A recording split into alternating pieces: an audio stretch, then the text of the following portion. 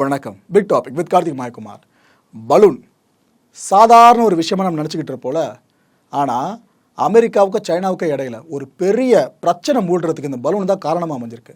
இதை பற்றி தான் முழுக்க இந்த ஷோவில் பேச போகிற நிகழ்ச்சியில் போகலாம்.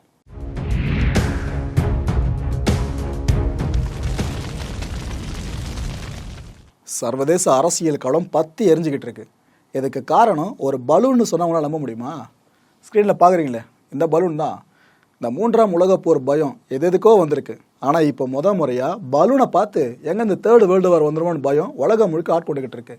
யுக்ரைன் ரஷ்யா கான்ஃப்ளிக்ட் என்னங்க பெரிய கான்ஃப்ளிக்ட்டு? இப்போ ஒன்று ஆரம்பிச்சிருக்கு பாருங்க. உலகளாவிய செய்தி ஊடகங்கள் எல்லாமே அவங்களோட புல்லட்டினில் பார்த்தீங்கன்னா தலைப்புச் செய்தியில் பிரதானமாக வச்சுருக்கிறது இந்த விஷயம் சார்ந்து தான். அவ்வளோ பெரிய மேட்ரு இது. சைனாவோட சித்து வேலை இருக்குல்ல, கொரோனாக்கு அப்புறமா இப்போ திரும்ப ஒரு வேலையை கையில் எடுத்திருக்காங்க. என்ன இருக்குன்னா, இந்த அமெரிக்காவோட பல பகுதிகளில் வானத்தில் மர்மமான பலூன் ஒன்று தென்பட்டுட்டே இருந்திருக்கு. முதல்ல அந்த இருக்க உள்ளூர் மக்கள் என்ன நினச்சிருக்காங்க, சரி மாகாண அரசு ஏதோ ஒரு விஷயத்தை கண்டக்ட் பண்ணிட்டு இருக்காங்க போல இருக்கு, இந்த சர்வேலன்ஸ்க்காக இந்த பலூனை அவங்க பறக்க விட்டுருக்கலாம்னு மக்கள் நினச்சிருக்காங்க. இந்த ஒரு விஷயம் அப்படியே இந்த மாகாண அரசுகளோட காதுகளுக்கு போகுது. ஒவ்வொரு மாகாண அரசும் பேச ஆரம்பிக்கிறாங்க. அப்புறம் தான் தெரியுது உள்ளே இருக்க லோக்கல் கவர்மெண்ட் எதுவுமே இந்த வேலையை பண்ணல. ஸோ அமெரிக்காவுக்கு சம்மந்தமே இல்லாத வேற ஒரு தரப்பில் இருந்து இந்த பலூன்கள் அமெரிக்காவுக்குள்ளே வந்திருக்கிறது அப்பட்டமாக தெரிஞ்சிடுச்சு. இது இந்த சவுத் கரோலினால யூஎஸ் முக்கிய இராணுவ தளவாட பகுதிகள் இருக்கும் பார்த்தீங்களா, அந்த இடங்கள் மேலேயும் பறந்துருக்கு. வான் பரப்பில் பறந்துக்கிட்டு இருந்திருக்கு. மற்ற இடங்களில் இது போல் வானில் ஒரு விஷயம் தென்படுறது வேறு. ஆனால் முக்கியமான இராணுவ தளவாட அமைப்புகள் இருக்கிற இடத்துல வான் பரப்பில் பறக்குதுன்னா அப்நார்மலான விஷயந்தான் இது.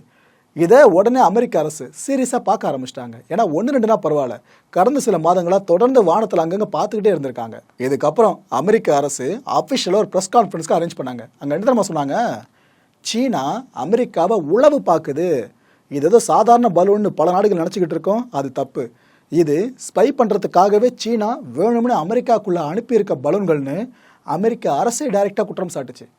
சீனா உடனே ப்ரெஸ் கான்ஃபரன்ஸ் அரேஞ்ச் பண்ணிட்டாங்க. அவங்க என்ன சொன்னாங்க, இல்லை அமெரிக்கா சொல்கிறதுல அபாண்டமான பொய் குற்றச்சாட்டுகள், நாங்கள் எதுக்காக அமெரிக்காவை உளவு பார்க்க போகிறோம், அதெல்லாம் கிடையாது, அதுவும் பலூன் அமைச்சர் அப்படி நாங்கள் பார்க்க போகிறோம் அப்படின்னு சொல்லியிருந்தாங்க. இதுக்கப்புறம் பைடனு, நம்ம அமெரிக்காவோட அதிபர் இருக்கார்ல ஜோ பைடன், இவர் அதிகாரப்பூர்வமாக ஒரு உத்தரவை பிறப்பிச்சிட்டாரு. ஓ, அப்போ நீங்கள் பலூனை பறக்கவில்லையா, சரி பலூனை இந்த அமெரிக்காக்குள்ளே எங்கே பார்த்தாலும் சுட்டு வீழ்த்துங்க அப்படின்ட்டு இராணுவத்துக்கு உத்தரவே பிறப்பிச்சிட்டாரு. சைனா இந்த அறிவிப்பை கேட்டு பெருசாக ரியாக்ட் பண்ணல. என்ன தெரியுமா நினச்சாங்க அவங்க, சரி அமெரிக்கா அங்கே இந்த வேலையெல்லாம் பண்ண போகுது, சுட்டு வீழ்த்துக்கிட்டு இருக்க போகுது, அந்த பலூன்லாம் அங்கங்கே மேலே பறந்துக்கிட்டு இருக்கு எவ்வளோ தூரத்தில், இதுக்கெல்லாம் வாய்ப்பு இல்லை, சும்மா அவங்க ஐவாஷ் மாதிரி ஏதோ ஒரு விஷயத்தை பரபரப்பாக சொல்லிட்டு போயிருப்பான்னு அவங்க நினச்சிக்கிட்டு இருந்தாங்க. ஆனால் பைடனோட உத்தரவு இருக்குல்ல, அது அப்படியே செயல்படுத்தப்பட்டுருச்சுங்க. அது சம்மந்தமான ஃபுட்டேஜ் இருக்குது. அதை பார்க்கும்போது தெரிய உங்களுக்கு அமெரிக்கா எவ்வளோ கடுப்பில் இருக்குது சீனா மேலேன்னு சொல்லிட்டு.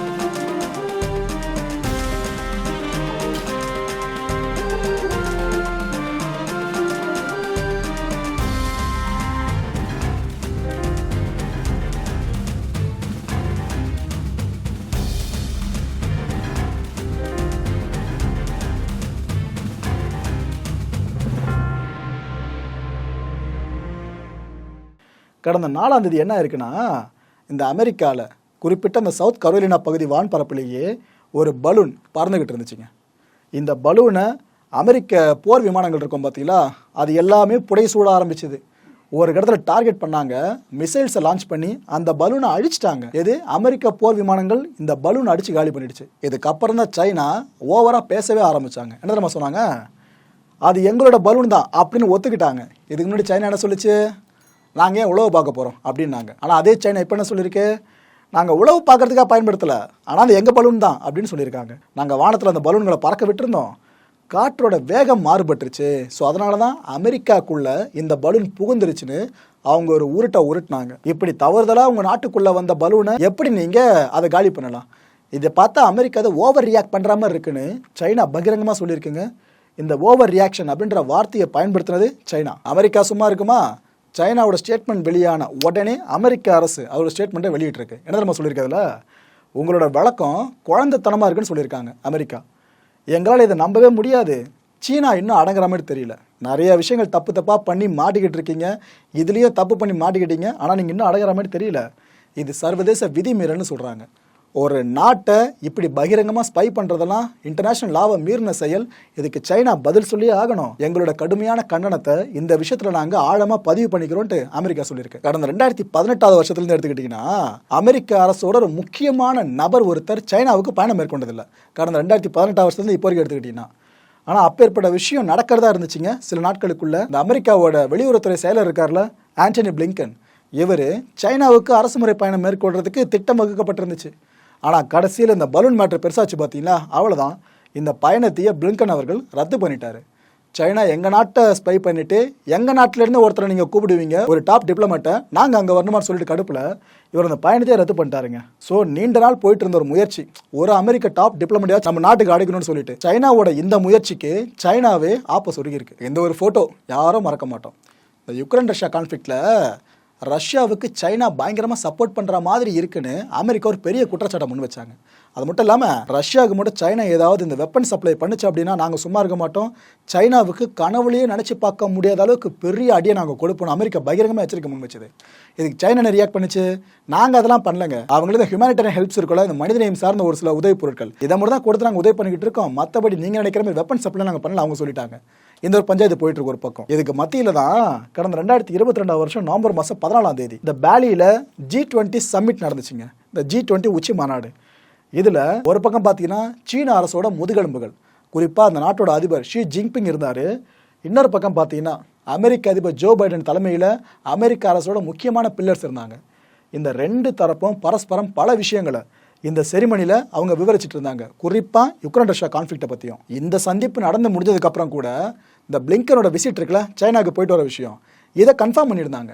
ஆனால் இந்த எஸ்கலேஷன் எல்லாம் ஒரு பக்கம் இருந்தாலும் இந்த பலூன், ஒரே ஒரு பலூனால் இப்போ அந்த பயணமே ரத்தாயிருக்கு. இந்த அமெரிக்கன்ஸ்லாம் பார்த்தீங்கன்னா ஒரு பிரச்சனை நம்மளுக்கு ஒரு 10 வருஷம் கழித்து வரப்போகுதுன்னு தெரிஞ்சாலே இப்போ 10 வருஷத்துக்கு முன்னாடியே அந்த பிரச்சனைக்கான தீர்வை கண்டுபிடிச்சி வச்சுருவாங்க.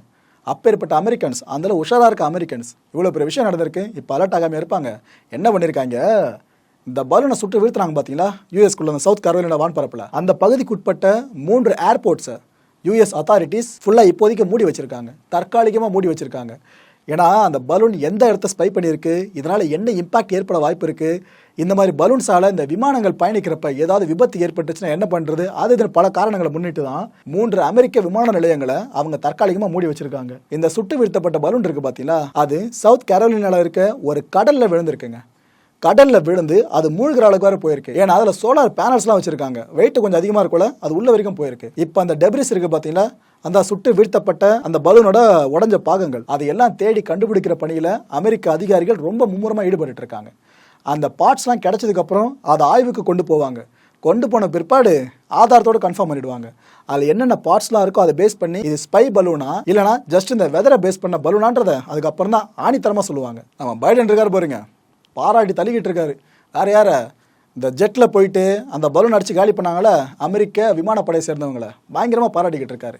சூப்பர், இப்படி தான் இருக்கணும், ஆர்டரை இப்படி தான் எக்ஸிக்யூட் பண்ணணும்னு பயங்கர ஆவாசாக பேசிக்கிட்டு இருக்காரு. அவங்க நேரில் அடித்து பாராட்ட நடத்துகிற அளவுக்கு இந்த மனுஷன் பேசிக்கிட்டு இருக்காருன்னா பார்த்துங்க. ஏன்னா சைனா இந்த பலூன் விஷயத்தில் வான் பண்ணியிருந்தப்ப சீன அரசு பெருசாக ரியாக்ட் பண்ணல. ஆனால் இப்போ அமெரிக்கா கொடுத்துருக்க அடி இருக்குது பாருங்கள், இதுக்கப்புறம் சைனா மிரண்டு தான் இருக்கும், அதை மாற்று கருத்தே வேண்டாம். ஆனால் எத்தனை பலூன் வந்தாலும் அதை சுட்டுக்கிட்டே இருக்கிறதுலாம் இதில் நிரந்தர தீர்வே கிடையாது. ஒரு பெரிய ஆபத்து இருக்குது. ஏன்னா அந்த பலூன்லாம் நீங்கள் கற்பனை பண்ணி பார்க்குற மாதிரி சைஸில் ரொம்ப சின்னது கிடையாது. அமெரிக்காவில் பஸ்ஸெலாம் பார்த்துருக்கீங்களா, எவ்வளோ பெருசு இருக்கும், அது மாதிரி 3 பஸ்ஸு அப்படியே பின்னாடி நின்னா எவ்வளோ தூரம் போகும், அவ்வளோ பெருசு, அவ்வளோ ராட்சத அளவில் இருக்கிறது தான் அந்த பலூன்லாம். அதை அவங்க சுட்டு வீழ்த்துறப்ப எப்போவுமே கடலில் தான் விழுன்னு சொல்ல முடியாது. அதோட டெப்ரிஸ்லாம் சாலையில் விழலாம், சாலைகளில் போயிட்டு இருக்க வாகனங்கள் மேலே அது விழுந்து விபத்தை ஏற்படுத்தலாம், நடந்து போயிட்டு இருக்க யார் மேலாச்சும் விழலாம், இப்படி நிறைய ஆபத்துகள் இருக்குது. ஸோ அதனால தான் இதில் நிரந்தர தீர்வு அப்படின்றது சீக்கிரமாக எட்டப்படணும்னு அமெரிக்கன் கவர்மெண்ட் ரொம்ப தீவிரமாக இருக்குது. இதுக்காக சைனாவை இதுக்கப்புறம் எந்த அளவு வச்சு செய்ய முடியுமோ, வார்த்தைகளால் வச்சு செய்ய முடியுமோ அதை பண்ண தான் போகிறாங்க. சரிப்பா, இப்போ அவங்க கண்டுபிடிச்சி சுட்டாங்க, ரைட்டு. இதுக்கு முன்னாடி அமெரிக்கன்ஸ் பார்க்கலையா இதை? மற்ற நாடுகள் இது போல் சைனாவோட பலூன் பறந்ததில்லை அப்படின்னு கேட்டிங்கன்னா ஏன் இல்லை? இப்போ அதை பற்றி தெளிவாக சொல்கிறேன். பைடனுக்கு முன்னாடி அமெரிக்காவை ஆண்டுகிட்டு இருந்தது யார் அதிபரா? டொனால்ட் ட்ரம்ப் அவர்கள். அவரோட நிர்வாகத்தின் அப்போ கூட இது மாதிரி அமெரிக்க வான் பரப்புகள் அங்கங்கே இதே பலூன் தென்பட்டிருக்கு. இதே பலூன். ஏன் இந்த வார்த்தை இவ்வளோ ஸ்ட்ரெஸ் பண்ணி சொல்கிறன்றது காரணம் உங்களுக்கே புரிஞ்சிருக்கும் நம்புகிறேன். மற்ற பலூன்ஸ் வேறு, இது ஸ்பை பலூன்னு பைடன் இப்போ குற்றம் சாட்டிக்கிட்டு இருக்காரு. இதே பலூன் இதுக்கு முன்னாடி பறந்துருக்குன்னா அப்போ அமெரிக்காவை பல வருஷங்களா சைனா உழவு பார்த்துட்டு இருக்கான்னு அந்த பலூன்ஸை பேஸ் பண்ணி. சரி, ரைட்டு விடுங்க.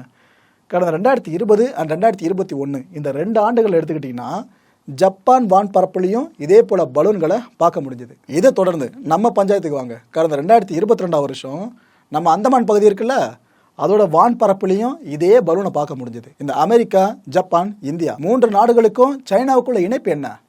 சைனாவோட பிரதான எதிரி நாடுகளே இந்த 3 நாடுகள் தான். நாம் உட்பட தான் சொல்கிறேன். எல்லையில் எவ்வளோ பஞ்சாயத்து அவங்க வச்சுக்கிட்டு இருக்கு, நம்மளும் பார்த்துக்கிட்டு தான் இருக்கோம். நம்ம நாட்டு நிலங்கள் எல்லாம் அவங்க நாட்டு நிலம் ஒவ்வொரு வாட்டியும் பஞ்சாயத்தை கூட்டிகிட்டு இருக்காங்க. நம்மளுக்கு அந்த ப்ராப்ளம் போயிட்டு இருக்கு. ஜப்பான் கிட்ட பார்த்தீங்கன்னா பல வருஷங்களாக சைனாவுக்கு பகை போயிட்டு தான் இருக்குது. இந்த 2 நாடுகளையும் தாண்டி அமெரிக்கா கிட்ட பல ஆண்டுகள் நீண்ட நெடிய பகை போய்கிட்டு தான் இருக்குது அவங்களுக்கு. அதுவும் வர்த்தக போர், இந்த ட்ரேட் வரல ஆரம்பிச்சு அது வேற லெவலில் கொண்டு போச்சு. 2 நாடுகளுக்கு இடையில இருக்க உறவுல விரிசலை. இப்படி இந்த 3 நாடுகளோட வான் பரப்புலையும் சைனாவோட பலூன்ஸ் பறக்குதுன்னா இதை சாதாரணமாக எடுத்துக்க முடியாது. இது ஒரு இன்ட்ரெஸ்டிங்கான ஒரு டேர்ன் என்ன தெரியுமா? இந்த வான் பரப்புகளில் பலூன் பறந்துச்சுன்னு சொன்னோம் பார்த்தீங்களா, இந்த ட்ரம்ப் நிர்வாகத்தின் அப்பவும் ஜப்பான்லேயும் அப்புறம் இந்தியாலையும் ஒரு தடவை கூட சுடப்படலை எந்த பலூனுமே. இந்த நேரத்தில் ஒரு முக்கியமான ஆடியோ புக்கை சஜஸ்ட் பண்ண விரும்புகிறேன். Cyber security. இந்த ஆடியோ புக்கை நீங்கள் முழுமையாக கேட்டு முடிச்சிட்டிங்க அப்படின்னா, ஓ சைபர் பாதுகாப்பு அப்படின்றது நமக்கு இவ்வளோ முக்கியத்துவம் வாய்ந்த ஒன்றா அப்படின்ட்டு உங்களுக்கு ஒரு ஆச்சரியம் ஏற்படும். நிறைய தெளிவுகளை நீங்கள் பெறறதுக்கு இந்த ஆடியோ புக் உங்களுக்கு முழுமையான வகையில் உதவி புரியும். அப்பேற்பட்ட இந்த ஆடியோ புக்கை எளிமையான தமிழில் குக்கி எஃப்எம்ல கேளுங்க. இது ஒரு ஆடியோ புக் லேர்னிங் பிளாட்ஃபார்ம். இதில் நிறைய கேட்டகரியில் தமிழ் புக்ஸ் இருக்குது. வாரத்துக்கு ஒரு முறை புதுசு ஆடியோ புக் அண்ட் புக்ஸ் மாதிரி அப்டேட் பண்ணிக்கிட்டே இருக்காங்க. பிளே ஸ்டோர் இந்த ஆப்புக்கான ரேட்டிங் பார்த்தீங்கன்னா 4.5. டிஸ்கிரிப்ஷன் பாக்ஸில் குக்கி எஃப்எம் டவுன்லோட் லிங்க் கொடுத்துருக்கேன். வருஷத்துக்கு முழுமையாக கட்டணம் செலுத்த முடியாதவங்களுக்காக 50% வரைக்கும் ஆஃபர் இப்போ அனௌன்ஸ் பண்ணப்பட்டிருக்கு. இதன்படி பார்த்தீங்கன்னா முதல் மாதத்துக்கு வரும் ₹49 மட்டும்தான். அண்ட் மோரோவர் அதே டிஸ்கிரிப்ஷன் பாக்ஸில் ஒரு ஃபீட்பேக் லிங்கையும் கொடுத்துருக்கேன். அந்த லிங்கை கிளிக் பண்ணி அந்த படிவத்தில் கேட்கப்பட்டிருக்க கேள்விகளுக்கு உரிய பதில்களை கொடுத்தீங்க அப்படின்னா குக்கி எஃப்எம் அதோட சேவை தரத்தை உயர்த்திக்கும். குக்கி எஃப்எம் கேளுங்க, மனதிற்கு பிடித்ததை. இது ஒரு பெய்ட் ப்ரொமோஷன். நான்ப்பா பில்டப்லாம் பயங்கரமாக இருக்குது. அப்பேற்பட்ட பொருளை நாங்கள் பார்க்கணுமே, அந்த வீடியோவில் சரியாக தெரியலையப்பா அப்படின்னு கேட்டிங்கன்னா இதோ இப்போ கிளியராக பாருங்கள். இது அந்த பலூனோட க்ளோஸ் ஷாட்டுங்க, ரியல் டைம் ஷாட். இது அந்த பலூனை பேஸ் பண்ண ஒரு இல்லுஸ்ட்ரேட்டர் இமேஜிங்க. இந்த பலூனோட சிறப்பம்சங்களை நான் சொல்கிறேன், அதுக்கப்புறம் நீங்களே முடிவு பண்ணுங்கள். இது உண்மையிலேயே வெதரை ஃபோர்காஸ்ட் பண்ணுறதுக்காக அமுச்சு விட்டாங்களா இல்லைனா ஸ்பை பண்ணுறதுக்கு அமுச்சு விட்டாங்களான்னு சொல்லிட்டு. Right, high attitude surveillance balloons தான் இதுங்க. இதுக்கு பேர் அப்படி தான் சொல்லுவாங்க. அதாவது ரொம்ப அதிகமான உயரத்தில் பறக்கும். விமானங்கள் பறக்க முடியாத அளவுக்கு உயரத்தில் கூட இதால் பறக்க முடியுன்றாங்க. இந்த மாதிரி பலூனில் என்னென்ன இருக்குன்னு பார்த்தீங்கன்னா ஹீலியம் ஃபுல்லாக ஃபில் பண்ணியிருப்பாங்க. ஏன்னா மேலே அந்த பலூன் எழும்புறதுக்கு காரணமே அந்த ஹீலியம் உள்ள இருக்கிறது தான். அந்த கீழே ஹாரிசான்ல ஒரு ஸ்ட்ரக்சர் தெரியுதுல, இது வேற எதுவும் இல்லை, சோலார் பேனல்ஸுங்க. இதுதான் இதில் இருக்க டிவைஸ் எல்லாமே செயல்படுவதற்கான ஆற்றலை கொடுக்குது. பவர் இருக்குல்ல, கரண்ட்டு, இதை சோலார் மூலமாக அந்த சூரிய ஒளி இருக்குல்ல அது மூலமாக அங்கே ப்ரொடியூஸ் பண்ணிப்பாங்க. ஸோ சோலார் பேனல் உள்ள இன்பில்ட்டாக இருக்குது. இதுக்கு அப்புறம் இருக்கு பாருங்க, இந்த தொகுப்பு தான் முக்கியமான ஒரு விஷயம். அங்கே தான் முக்கியமான நிறைய பொருட்கள் இருக்குது. அதாவது கேமராஸ் உள்ளே பொருத்தி இருக்காங்க, ரேடார்ஸ் உள்ளே பொருத்தி இருக்காங்க. இதுக்கெல்லாம் மேலே சென்சார்ஸை கூட உள்ளே பொருத்தி வச்சுருக்காங்க. இது எல்லாத்துக்கும் ஆற்றல் கொடுக்கறது இந்த சோலார் பேனல்ஸ் தான். கம்யூனிகேஷன் எக்யூப்மெண்ட்ஸ் கூட உள்ள உங்களால் பார்க்க முடியும். இதெல்லாத்தையும் கூட விடுங்க, இப்போ கன்வின்ஸ் ஆகிருக்க மாட்டீங்க, இதெல்லாம் கூட விடுங்க. கீழே இந்த மேட்டரை பாருங்கள். அதாவது இந்த கமர்ஷியல் ஏர்லைன்ஸ் இருக்குது பார்த்தீங்களா, இந்த நாம் பயணிப்போம் பாருங்கள் விமானம், அந்த விமானமே பார்த்தீங்கன்னா 12 கிலோமீட்டர் மேலே வரைக்கும் பறக்கும். அதாவது 40,000 ஃபீட் வரைக்கும் மேலே பறக்கும். இந்த ஃபைட்டர் ஏர்கிராஃப்ட் இருக்குது பார்த்தீங்களா, இந்த போர் விமானங்கள்லாம் அது 20 கிலோமீட்டர் வரைக்கும் மேலே பறக்கும். அதாவது 65,000 ஃபீட் அளவு வரைக்கும் பறக்கும். இதுவே இந்த சர்வேலன்ஸ் பலூன் இருக்குல்ல, வேறு எதுவும் இல்லை, இந்த மாதிரி பலூன்ஸ் தான். இது போல் சர்வேலன்ஸ் பலூன்ஸ் எடுத்துக்கிட்டிங்கன்னா 24 கிலோமீட்டருக்கு மேலே, அதாவது 80,000 ஃபீட்டுக்கு மேலேயும் பறக்கும்.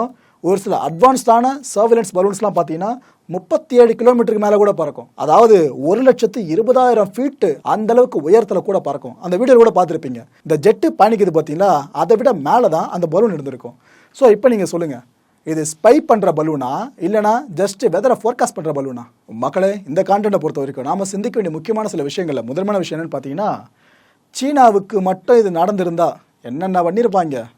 சொல்கிறாங்களே ஈஸியாக, ஏதோ நாங்கள் இங்கே வச்சுருந்த அந்த பலூனை காற்றின் திசை மாறுபாடு காரணமாக அமெரிக்காவுக்குள்ள அந்த பலூன் வந்துருச்சு, ஒரு சப்பக்கட்டு கட்டினாங்க பார்த்தீங்களா.